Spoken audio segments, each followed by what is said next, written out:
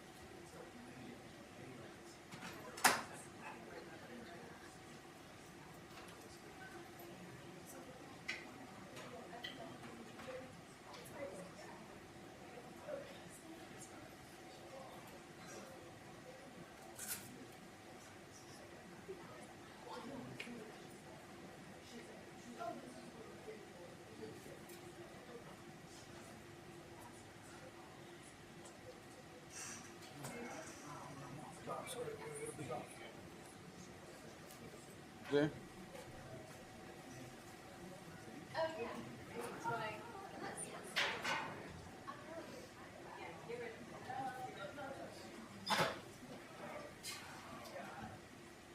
Good morning. Is everybody prepared and ready? Do we need another mic check, please?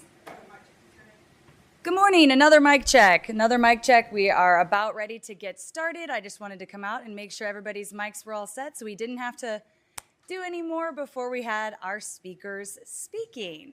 Mic check, mic check. Everybody, I'm hoping you all sound lovely.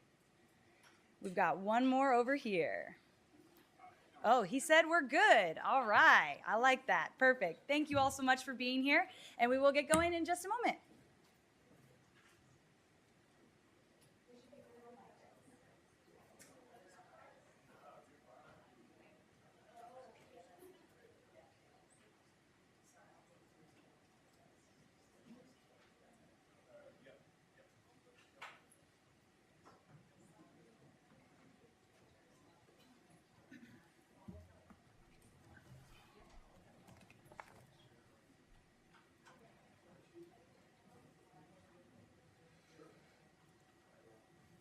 All right. That's good. Good morning, everyone, and welcome to Louisville's Emergency Operations Center. We're honored to be joined this morning by Senator Mitch McConnell, a representative from Senator Rand Paul's office, State Director Rob Givens as well, to give an update on the response to the recent flooding and tornadoes that struck our city over the past couple weeks and the amazing recovery that are underway right now. We're going to focus this press conference today on the flood and the recovery. Happy to answer questions about that. And then on other matters unrelated to that, we'll be calling everyone together later to discuss other items. But we are very happy to report that we are ahead of recovery schedule when it comes to recovering from the historic floods that Louisville suffered over the past couple of weeks. We have made incredible progress since this recovery effort began on Saturday morning, which was less than 24 hours after the Ohio River went back in its banks, and over 300 volunteers showed up on Waterfront Park to begin cleaning up, coming together as this city does time after time to help one another when there are challenging moments. Over the past 3 days since Saturday morning, our public works crews, our contractor, have been working literally from sun up till sundown, cleaning the flood debris, trash, mud from the roads, sidewalks, parking lots, and other public areas. I want to give a giant thanks to all of the volunteers that came out and all of the incredibly hardworking public servants and contractors that we're using to help recover from this. We have some major events coming up with the Kentucky Derby Festival at Waterfront Park starting this weekend with the PNC Tour de Lou, which is an amazing bike race. And I'm thrilled to report that that event, along with all of the other Kentucky Derby Festival events, will be going on as planned, as scheduled, thanks to this amazing recovery effort. In terms of where the recovery efforts have been focused, over the past 3 days, our crews have worked along River Road, from downtown, east of downtown, and in the far southwest corner of our city. I'm proud to report that River Road is now reopened from Witherspoon downtown all the way east to Zorn Avenue. We've also reopened all of the ramps for Zorn Avenue from I-71. In southwest Louisville, we've reopened all the roads in Dixie Beach, Catherine Station, Watson Lane, Lake Dreamland, and will be reopening roads in Abbott's Beach very soon. We're also working as quick as possible to reopen several metro parks along the river, including Eva Bandwin, Cox's Park, and the golf course at Shawnee Park, which was almost totally underwater. Waterfront Park has made amazing progress in these past few days, from where we saw it on Saturday morning to where it is today, and we're excited to get that back open for the Derby Festival events and for the public to continue to enjoy. Right now on River Road between 2nd Street and 9th Street, that is a big focus of our attention right now. There was a significant amount of debris in those areas. Most of that debris has now been removed, and we're focused on removing the mud and the muck that remains from these historic flooding conditions. We hope to get the 3rd Street ramp off of I-64 opened ASAP, and we'll put out a notice when that gets reopened. But that area on River Road between 2nd and 9th Street is a big focus right now.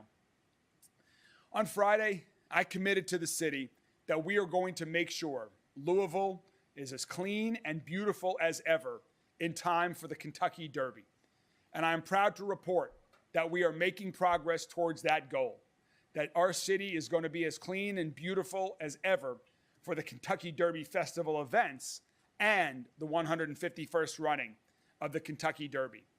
Last time our city experienced a flood of this magnitude, it took about 6 weeks for the cleanup to happen.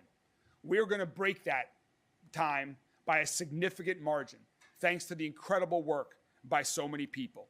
We are well ahead of schedule. We also want to give an update on impacted residents. This flood did more than just damage property and roads and parks that we're cleaning up from. It also impacted people's lives, businesses, and homes. Since Friday, we've been able to get a little bit better assessment of the property damage that took place throughout our city. And this goes back to the tornadoes that we experienced in J-Town, in Fairdale, in Middletown that happened before the flooding even occurred. Currently, we believe that there are about 1,200 homes and businesses across the city that have been damaged by this combination of storms that we suffered. We're very focused right now on homes along Harrods Creek that have been impacted by erosion along Harrods Creek in the Prospect area. Our thoughts are with the residents and businesses who have been negatively impacted by the storms and the flood.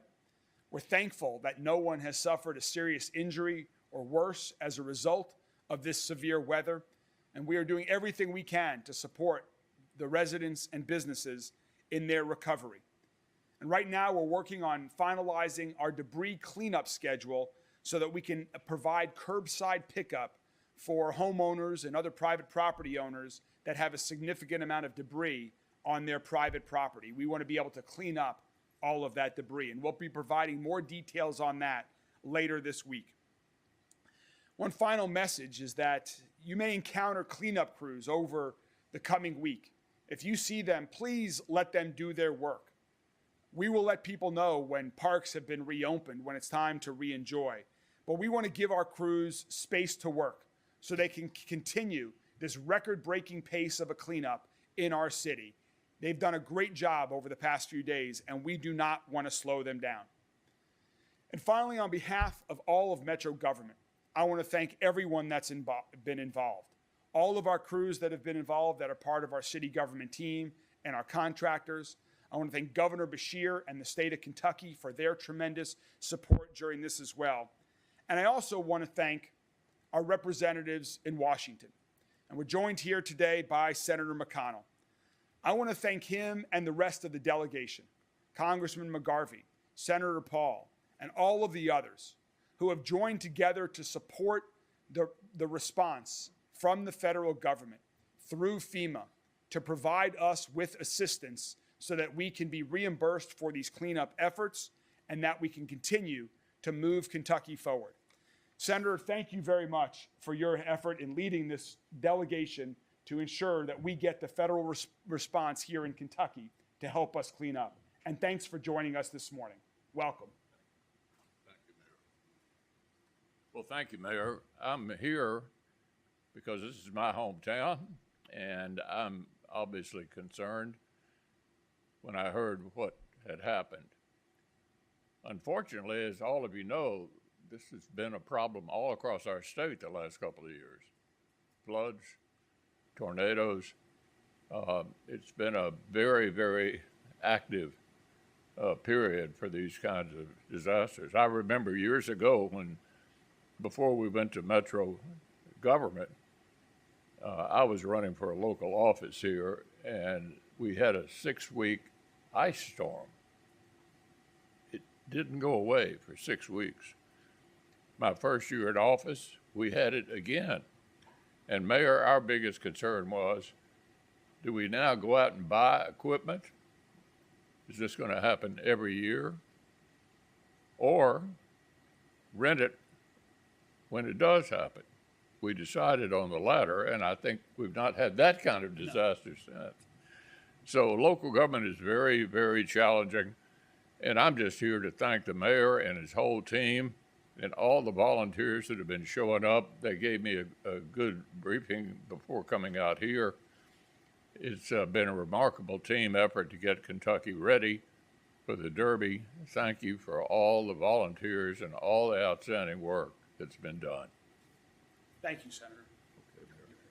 Yeah. Thank you.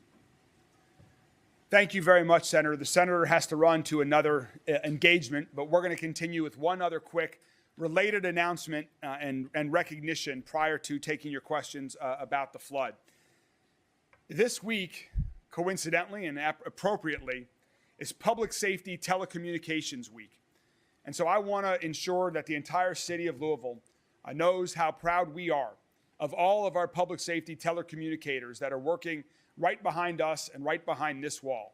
They're there for us during natural disasters.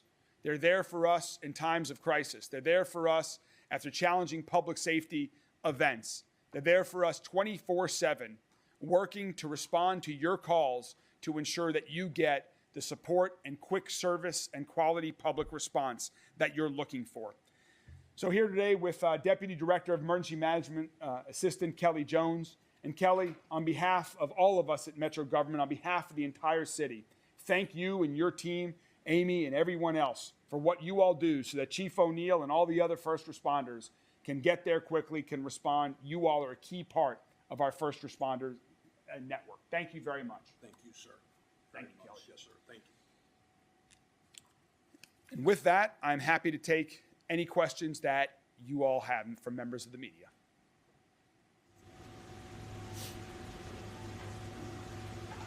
You mentioned areas that you'd like to focus on, Mayor Greenberg, specifically, southwest corner of the city. Anywhere else that still maybe hasn't been touched as much yet, or you're still planning to get to? Yeah. What are those continued areas of focus? Sure. So we are going to focus on every area of the community that suffered flooding. And the areas that suffered the flooding from the Ohio River are southwest, in the west, around the Shawnee Golf Course, and then really from the downtown area east. Those are the areas. So we're going to focus on every area that was touched. Again, really focused on the public areas. Individual property owners are responsible for the cleanup of their property. Of course, we will help them with any type of FEMA or other aid and assistance and reimbursement that is available, and then we'll also clear their debris. But we started right in and around Waterfront Park. We also made sure we got the roads in southwest Jefferson County reopened as well. And then we're going to continue, and if we discover new areas that need attention, we will add those to the list. But right now, we're spread out over all of those areas. We have 16 crews that are working right now from sun up till sundown. And so they're able to spread out around the city. I think we have 4 of them right now that are working between the 2nd and 9th Street areas on River Road. But again, we're trying to get to every area in record time. This is a question for the senator, obviously, he left. Do you believe President Trump should sign a major disaster declaration to open up some of those FEMA opportunities for the state? I believe that the FEMA and the federal government should provide all of the response that we expect, which is 87% of the reimbursement is what we're expecting here in Louisville, Jefferson County for our cleanup. So I'm hopeful and have no doubt that the federal government will come through, as they have every other time in the past throughout our nation's history, to support us in this cleanup from this national disaster. Like specifically major disaster declaration to allow some of those folks to get the build back costs that they would need. Do you think that's appropriate? Do you think the president should sign that? I do think that's appropriate, and I'm hopeful that he will do that.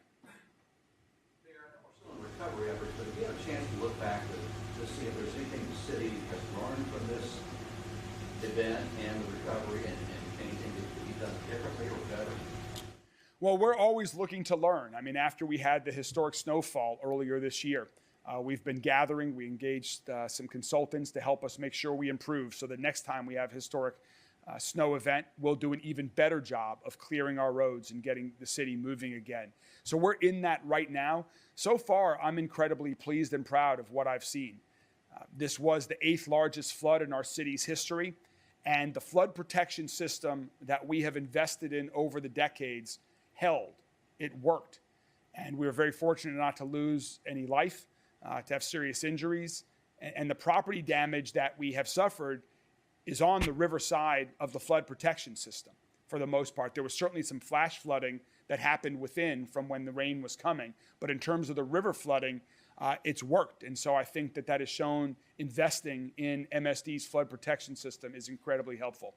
And then moving quickly is another thing that we've learned is important to do. And that's what we have done. We started planning the cleanup before we were even ready to clean up, so we could work both public agencies with the private sector to move even quicker, knowing it would cost the city some funds, but also knowing that we have this expectation of the FEMA reimbursement. We are prepared to do that Saturday morning. So far, I'm very pleased with what we're seeing. There's always opportunity for improvement, and we'll be debriefing on that as we day by day as we go. And the Derby Festival Thunder over Louisville is a huge economic impact. I mean, I was told close to $100 million. Businesses, hotels, everything. Is there anything the city can do to help make up that loss of economic impact and to help businesses, hotels, anything? Yeah, there were several unfortunate things about having to cancel Thunder over Louisville. And one of those things that's incredibly unfortunate is that local businesses do suffer a very significant lost revenue day and evening for them. And unfortunately, because we're not able to reschedule Thunder over Louisville, that is lost revenue. We're very hopeful that people from around the city and state and region come enjoy all of the other Kentucky Derby Festival events, stay and enjoy our restaurants, our hotels. That's part of the reason why this morning I started my morning at the Kentucky Derby Museum and spent 2 hours with radio stations from around the state that were in town to encourage people from all over the state to come visit us here in Louisville during the Kentucky Derby Festival events, but also year-round. And so I'm hopeful that we have record-breaking attendance at the other Kentucky Derby Festival events. Of course, Derby weekend will be good, but I was also talking about the other 48 weeks of the year when there are amazing things to do in Louisville and all the reasons for people to come visit. I'm hopeful that that helps make up for some of the lost impact from losing Thunder over Louisville. Mayor, on the Harrods Creek, on the homes that are sliding down into Harrods Creek, what exactly is the city doing to help those neighbors? And is there anything happening to kind of maybe try to prevent any more from sliding? Yeah, great question. So we're working with the state. This is a process that's a little bit unique to us that we haven't seen here in Jefferson County yet. So we've reached out to the state. We've got engineers coming in. We've got people at the state level trying to go look, see what's happened, see what all our possibilities are. And again, it's a little bit new to us. And we were discussing it yesterday. It could take us 2 or 3 weeks to figure out exactly what the long-term remedy is. But again, we've spoken personally with both homeowners. They're very comfortable with what we're doing. And we'll not only try to help assist where we can, and if we can, to shore that up, but we'll learn something for the future so if it happens to us again, we'll be ready for that.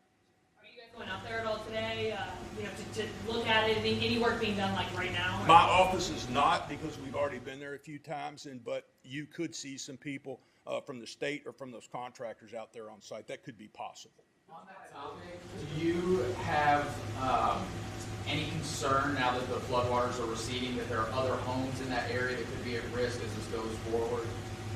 Anything is always possible, but we've not been made aware of any concerns like that. And if we are made aware of it, we'll get on it just as quick as we got on those. Paul. It's unique, Paul. We're working on it to try to understand it.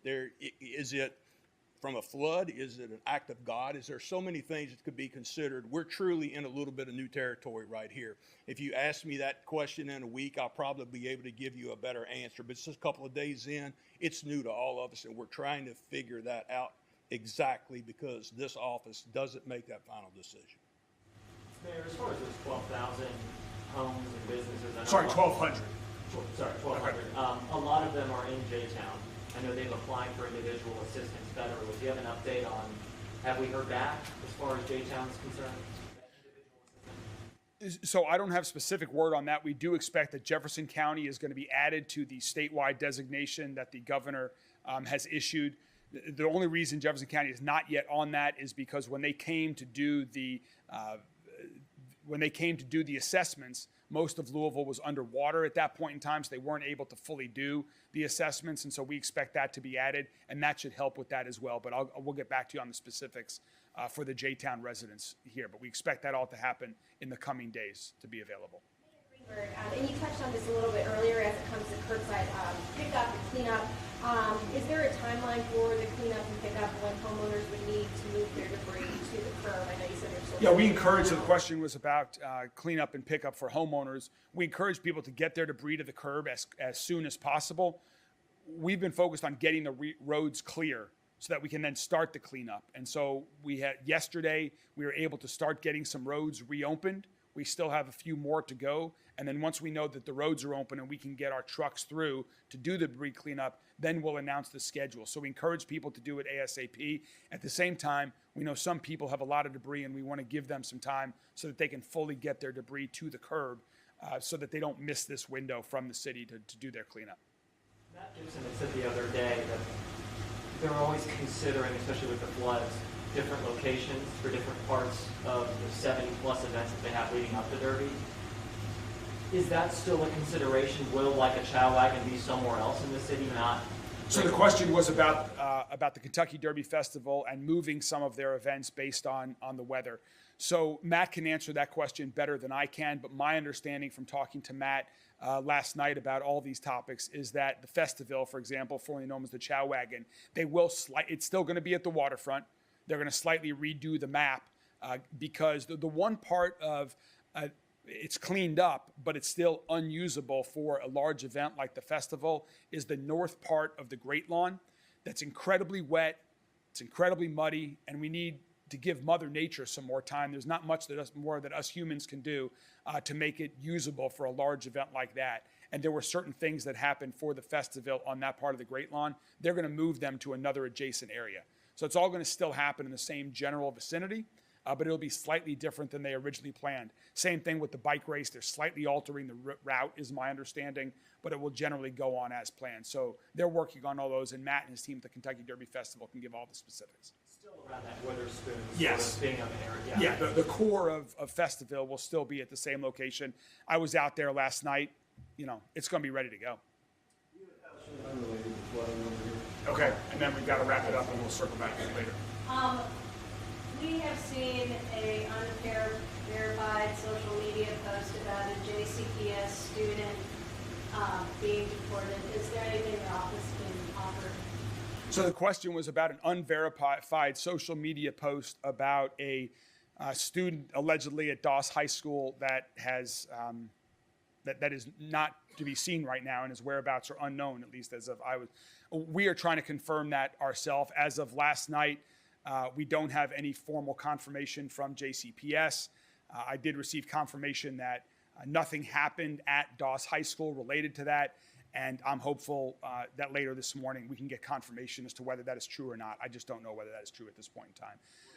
Your office says that you'll release the Derby guest list later today. What goes into that process? That is the hope. We're looking to release this list. I know it's incredibly, there's lots of expectations on who our city's Derby guests are going to be. It's an honor to bring people in from around the country and world to visit Louisville where they might not otherwise visit here, and show them everything that we have to offer. What kind of people do you want coming in to see the Derby? We want folks coming into Louisville that might not otherwise be here, that are investing in our city, that are considering investing in our city, that if they knew more about our city, might consider doing something in our city. Those are the types of folks that we're looking to bring to our city to understand what a great place Louisville and Kentucky is, what great things we have going on here, and this is a great opportunity to bring them here when they otherwise might not have otherwise come to Louisville. So I'm excited to release that shortly as well, and we'll certainly let you guys know when we do that. Thank you all very much, and we'll continue to keep you updated. Thanks, Kelly.